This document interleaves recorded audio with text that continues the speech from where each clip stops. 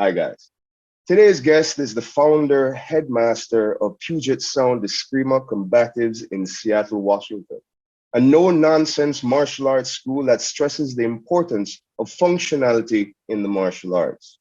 He has combined arts to which he has reached teacher level, such as Balintawak Eskrima and Choy Kung Fu, with elements of Western boxing to form his own system that he is now spreading worldwide. He is a three-time USA Martial Arts Hall of Famer and was inducted into the Philippine Martial Arts Hall of Fame in 2019. Please welcome Sifu Abdul Azeem McDaniel. How are you today, sir? I'm doing well. Thank you for having me, Sifu Mark. I really appreciate it. Thank you very much for being here, sir. I know there's such a time difference, so being here with me, it's a real big pleasure, and I do consider it a blessing. Thank you very much. Well, we're family, brother. We're family. We're family. Thank you, sir. Thank you. So let's just go ahead and get straight into the interview, okay? So the first question with you, Sifu Azeem, how do you get started in martial arts? Well, I come pretty much, that's a very good question. I come from a martial arts, quote unquote, boxing family. You know, my father was a fighter. My grandfather was a fighter back in the time when it was segregated, when only black fighters could fight other black fighters, things like that. His name was Isaac Marcellus, old school. He fought in, if I'm not mistaken, in the 20s and 30s. So it's been in the family for a long time, but I'm the one that kind of went the other way and went more the Chinese martial arts side. I boxed too, don't get me wrong, but I kind of went more the Chinese martial arts side. You know, we all saw the Kung Fu movies growing up. Everybody wanted to be a ninja. Everybody wanted to be Bruce Lee, but that wasn't my reason of getting into it.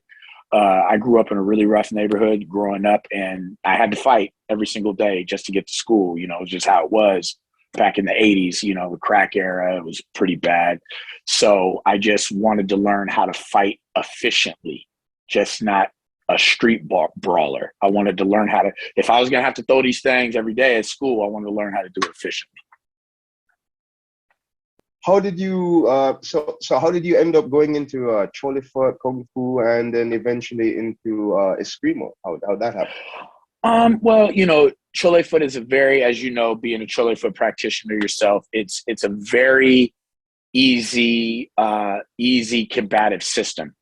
It's one of those systems, after doing my research as a younger kid, it's one of those systems that can be learned very quickly. You don't have to, even though with any martial art, you're going to spend a lifetime learning. You're going to be a student for a lifetime. But Choy foot is one of those systems that's very combative right off the bat, and it's very fast to learn. I'm not saying it's easy to learn, but it's fast to learn because the way it was designed is for you to be combat ready within a matter of 6 months to a year, right? Because you had a lot of invading forces coming into China, the Japanese, Europeans, and this. So, people had to get battle ready very quickly. So that was what I really liked about it, because it was one of those systems that it didn't necessarily have an ability to it, like coming from a temple, which there were some elements in there, don't get me wrong. But it was more like, okay, we're going to learn how to get this grind on. We're going to learn how to defend ourselves. And we're going to learn how to do it quickly. So that's what really got me into it.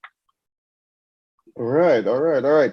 Because your lineage of Choy foot is the same lineage as mine, coming from Grandmaster Lee Kun Hong. Your Shifu is Grandmaster Ma Kin Fai, correct? Correct. So how do you guys connect? How did you start up with him? Yeah, I've been training under him over, it's pushing close to 30 years, like over 20 years. It's been a very, very long time. And we connected through me boxing in the ring, when I was boxing. And he just, he said he really liked my hands, he liked my speed, the whole 9 yards, and he really wanted to see what I could do in the Kung Fu space. And then the rest is history. Been training Kung Fu ever since then. Okay. So that was a minute ago. That was when I was a young man. Yes, I know, because you and I connected through Sifu Joe Keat. Yes. Right? And Yes. so that's where our connection came through. That's how I know of your Trolleyfoot lineage, because it's very close Hmm. to mine, since it's coming directly from the Leaping Hong lineage, which comes from the Hmm. Pun Sing lineage. Yes, Um, correct. I trained under so, Poon Sing for a long time as well. oh, you did? Wow, Yeah. I did not know that. What was that Yeah. experience like? Oh, it was great. But you got to remember when I trained with him, he was already in the later stages of life. You know what I mean? But yeah, I was able to get a lot of good benefit from him, and I was actually certified as a Sifu under him as well. So That's cool. That's cool. I also yeah. have a friend here who, interesting enough, I met him. He was a kickboxing instructor over at the Lee Kun Hong Trolleyfoot School here when I met him. He Mm-hmm. was my instructor. And now he's one of my friends. He's also part of the Florida Wushu League with me. His name is Sifu Gio. I did an interview Oh, I know with Sifu him Gio. last. Yeah, I know Sifu Yeah, Gio. yeah. Yeah, great He guy. Great he guy. he he also got his Sifu is his title from Pun Sing as well. Oh, nice. That That's awesome. that's all. That is Yeah, that is Sifu Gio. I absolutely don't know him awesome. that well, but I do know of him, and I follow him. Really seems like a really, really good dude. Yes. He's awesome. He's awesome. He's awesome. So let's get back into the interview, Sifu Azim. All right. So seeing as how we covered your base with Trolley Foot, right? So how did Eskrima come into the mix? Man, that's actually a great question, because it's like you said, in Choy Foot, we do have a lot of weapons. We really do. But a lot of the weapons that we train in Choy Foot now, and I might bruise a lot of egos saying this, but I'm just going to be honest. A lot of the weapons are no longer practical for today's times. They're good for performance. They're good for showing off, looking good. And that's great. That's totally great. But there's only a few weapons in the Choy Foot system now that can be practical for today, like the Dando, the sword, or the Gim, things like that. That's practical for today. So what I wanted to do was learn the practical weapons that we would use today if we were on the battlefield or in the street. And the majority of what people carry on the street besides a gun is a knife, is a blade, small blade. So I did more research when it came to bladed and weapon based systems, and Filipino combat Eskrima is at the top rank, and so is Indonesian Silat. They're at like the top rank when it comes to practical weapons to use in the battlefield or on the streets today. Because everybody carries a blade, especially here in America. Everybody carries a gun, unfortunately, but everybody carries a gun. Everybody carries a blade. So what I wanted to do was learn how to use those weapons practically. And I've been doing Eskrima for almost the same amount of time I've been doing Kung Fu. So I was able to see the practicality and embed it also into my Chinese martial arts with our weaponry. So it's like, okay, maybe I'm not going to use a spear or a guando, but I can still take a longer weapon and use it with practicality in case something happens on the street, right? So, Okay, which will lead me into my next question, Sifu Azim. All right. Being a teacher of Trolley Foot, being as well as being a teacher of Eskrima, are there similarities? There are clear differences, but are there similarities? oh yeah, there's definitely similarities, especially when it comes to getting the body structured and getting in shape. The breathing is very important. Having a solid foundation with your legs, like we have our mabu, our horse stance, cat stance, all that stuff. There's not really too much of that in a screamer, but they do stress having a good core, a good base of balance, right? So there's similarities in that aspect. And also, in a screamer, there is a lot of Chinese influence as well, because you had a lot of Chinese that came in and out of the Philippines, conquering, trading. So there are those elements as well. Like, for example, in a lot of a screamer, you have a lot of whip chain usage. You know what I mean? And that came directly from the Chinese martial arts, right? And then you have a lot of Spanish influence in the Philippine martial arts from when the Spanish conquered, as well as a lot of Islamic influence, like when my people came in there and traded. So they were able to get a broad diversity of weaponry included into their own weaponry to create the Eskrima system, but it wasn't called Eskrima back then. It was just basically defending yourself, right? So Eskrima became like a later name. But what I've been told is there's two different types. You have Arnis, then you have Eskrima. And what I was told, I don't know how factual this is. I would have to do my research, but Arnis is a person that can work two sticks or two blades very well. Eskrima is a person that can work one stick empty hand or one blade empty hand really well. So there's a little bit of difference there, but you see a lot of the Chinese influence as well in that martial art. You really, really do, from when the Chinese came into the Philippines and traded and warfare and things like that. I was noticing every time I see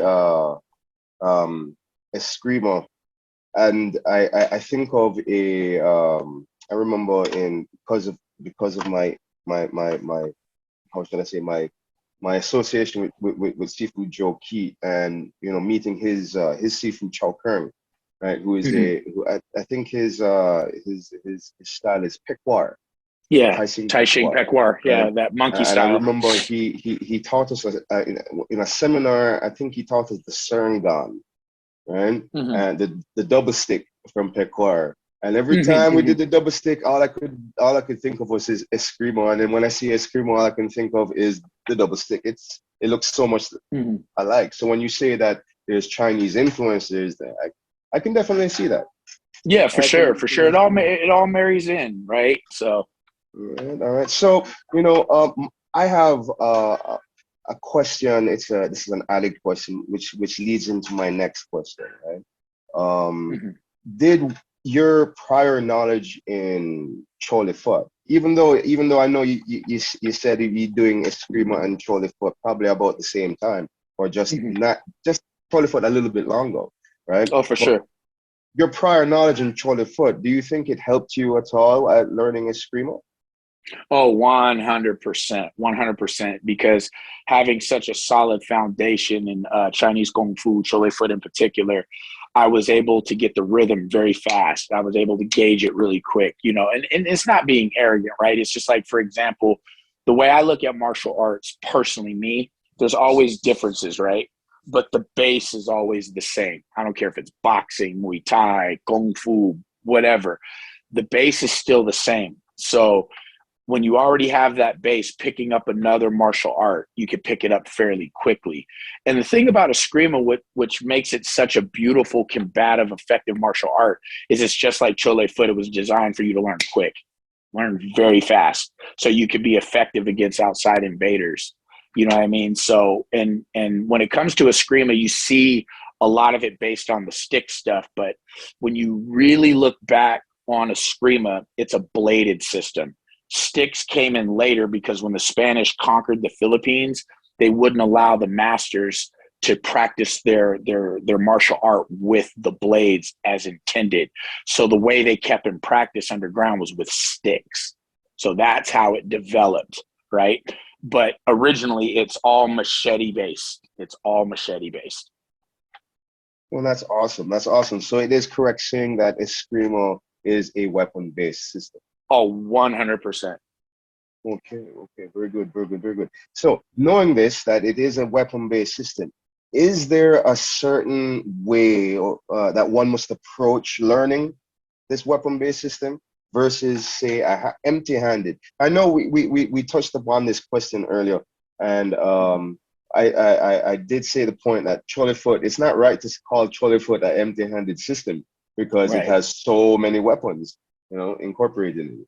But is Right. there that approach a certain way that someone has to think of, or certain way that they have to approach Eskrima? Yeah, like with anything, you got to make sure that you're very strong minded. You have a lot of heart because you are dealing with weapons, right? So you got to be on your p's and q's. And me as a guru, that's equivalent to a sifu in Chinese martial arts.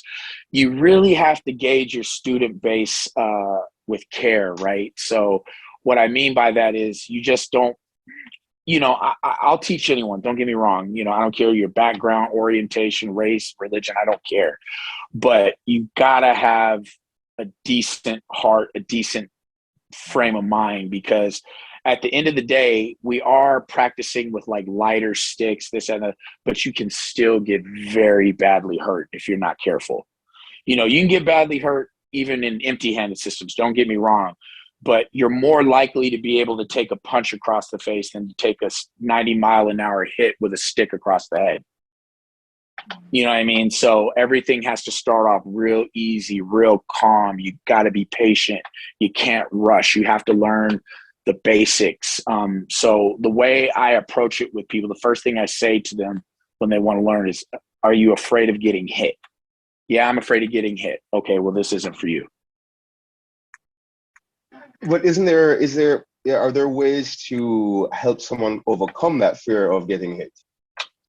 Yes, there is, but it's more of them getting the right mind frame to do it. So like, I encourage people who are interested to come watch and try my classes for a little while before they commit. And then once they try it, once they hold the stick, once they start getting the rhythm, then they slowly overcome that fear, right? But it's like I said, when you see how fast the sticks are going, and when you see them hit the bag and the sound that they make, it can get pretty intimidating, right? And I'm not sitting here saying that any martial art is better than any other martial art, but when you're dealing with a strictly weapon-based system that derives from a blade or from a machete, it definitely, you really have to stand on your P's and Q's and really listen, and definitely practice one strike over and over and over again until you get it very precise with that control. But yes, you can overcome it by at least coming and participating or watching, right? Okay. Of course, it's always, you have to read the attitude of the student first before you just put out Exactly. that kind of information. Very good answer. Very good answer. Very good answer. All right. Like, I won't teach anyone under 16 years of age. In the Okay. Philippines, they start them young, but you got to remember that's a different society, a different way of doing things. Here in the United States, you could get all types of lawsuits and this, that, the Very third, true. right? So if you're mature enough to drive a motor vehicle and you have a license and you have a good frame of mind, good attitude, like you said, you're over 16, I'll take you. All right. All right. Very good. Very good. Very good. All right. So moving on to the next question. Guru. That's what you said, right? That's the equivalent Yeah. to Sifu. Guru. Okay, Yes. Guru. That's cool. That's cool. Right. Now, taking it back to Kung Fu for a quick second, knowing that what the meaning of Kung Fu is, like a skill acquired over time, right? Being a Sifu, what do you, in your honest opinion, think is the hardest part of developing Kung Fu? The hardest part, man, that is a great and heavy question because there's so many different things. But for me, there's two primary things. Patience. That's the hugest, is patience. Second is, well, I'm going to say three things: patience, dedication, and learning the fundamentals of breathing. Because for me, over the years, mastering breathing is very difficult in kung fu or in martial arts, period. A lot of people, when they look at it, they say, oh, well, we breathe every day and this, that, and the third. Yeah, it's very true. But to really master your breathing when you're training Choy foot is a feat in itself. And I feel that if you can master your breathing, you can master the system. Okay, I don't know if that okay. makes So you sense. Does think that make sense? it makes complete Yeah. sense, right? Yeah. Because after all, like for example, just looking at the Chinese, the kanji themselves, right? Mm-hmm, Okay. mm-hmm. Most people don't realize this, but the character for chi in its most basic form is actually the character for air, There. right? See, exactly. So when you really look down on it, if you don't breathe, what happens to you? Even when you don't breathe, what happens? You die. Exactly. So Yeah. breathing it's essential. So no, I definitely Yeah. understand you. I definitely get what you're saying. But you also said, apart from the breathing, yeah, calm down, Kelly, calm down. Right? See, But your apart dog from the has good breathing, kung fu. Your dog has really good kung fu. she has control. She has some restraint over there, right? But it's getting the best of her in a little bit. But okay, it's okay, Kelly. Right? But apart from that one point, what was the hold on for a second. Go outside. Go ahead. Go ahead. Go ahead. All right. So apart from the breathing, you had said two other points as well. Yeah, the dedication, right? And Okay. this is where I kind of get a little bit biased, and I may offend some people by saying this, but I think here in the American society, personally, being American, everybody wants everything quick, just real quick, real fast. You know what I mean? But it doesn't happen that way all the time. Everybody wants a trophy just for participating, and that's just not how it works. Anything worth having, you got to work for it. You got to be dedicated. You got to put in that time. Or as we say back in New York, you got to make your bones, right? You got to make your bones for that, right? So, in order to have really good kung fu, in my humble opinion, this is Azeem talking. In my humble opinion, you have to be willing to be dedicated to take those beatings, take those lumps, take those failures, you know what I mean? And then cultivate it to do better, because you're not just going to get it overnight, right? So the dedication piece is very, very important in my opinion. All right. Is what was that line? The last thing you said, right? It just gave me it gave I don't know, it gave me a flashback to Rocky. Boxing, it's not about how much you can hit, right? It's about how much you can get hit, right? Mm, And then keep on yeah. going. Yeah. Right? You got to be able So to take those beatings. it's all about that dedication, man. I That's understand you. I it. understand. That's a very good point. That's That is it. a very good point. Very good point. Okay, so going on to another question for you, sir.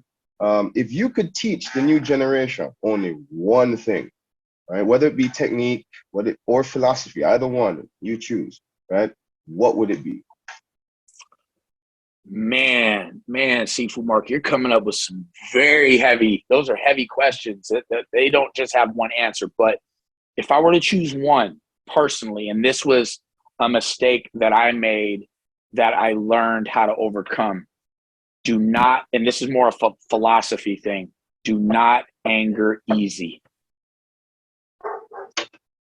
And the reason why I say that, because within anger, you have frustration. Within anger, you have, a short fuse. Within anger, there's arrogance. Within anger, there's a lot of these different things that can really destroy you as a human being in martial arts.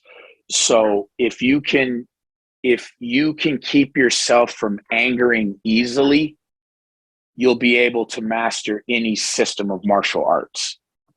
That's my opinion. And me growing up the way I grew up with a lot of fire, a lot of heat. I could, really fly off the handle very, very quickly. And I really do feel that Kung Fu saved me from that. Taught me, besides my faith, but taught me to not anger easy. And what I've noticed about this new generation is if they don't get something really fast or it doesn't go their way, they anger that quick. And then it messes up everything with their progress of learning. That's just my opinion. So I would say don't anger easily. Don't anger easily. Wow. And as you're saying that, I'm going through incidents in my own head where I'm like, you know what? The situation probably would have been a lot better if I did not get angry, if I had Exactly. just a little bit more patience. Great answer. That is an absolutely great answer. Good, good, good, good, good, good. You have great answers for all these questions, because I'm telling you. I All appreciate right, you. so I got one more question for you, okay? One For more, and sure. it's one of the hardest questions of them all. How can you be contacted? Oh, you can go on my website, www.pseskrimabalintawak.com.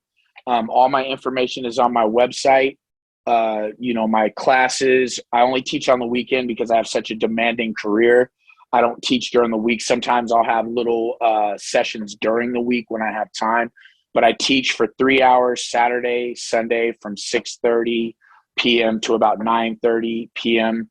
Saturdays and Sundays, and we really hit the ground running. So all are welcome. I don't turn anyone away for lack of payment or a lack of financial whatever you got going on. As long as you dedicate yourself, you come in with a clean heart, open mind, and empty your cup, then, come on through, come and train. All right. You have you have a Facebook page, Instagram? Actually, I just go by, I'm not a big social media person, but I do have Puget Sound Eskrima Combatives on Facebook. You can go on there and find our school there. My students pretty much handle all that. I'm not, or I'll have my old lady handle it. She's like the guru of social media. So, yeah, you can find me on Facebook at Puget Sound Eskrima Combatives. I'm there as well. Information for Sifu Abdul Azeem McDaniel will be in the description down below. Also in the description below will be a link for Fayu shoes. If you need Fayu shoes, click the link because you get the best prices, best styles, all at Fayu shoes. Sifu Abdul Azeem McDaniel, I do thank you so much for your time for today, sir. Right? Appreciate it, Sifu Mark. It's good to see you again. It's great seeing you again, sir. We need to hook up again, right? Oh, I'll be down that way. I'll be down that way in the next couple of months.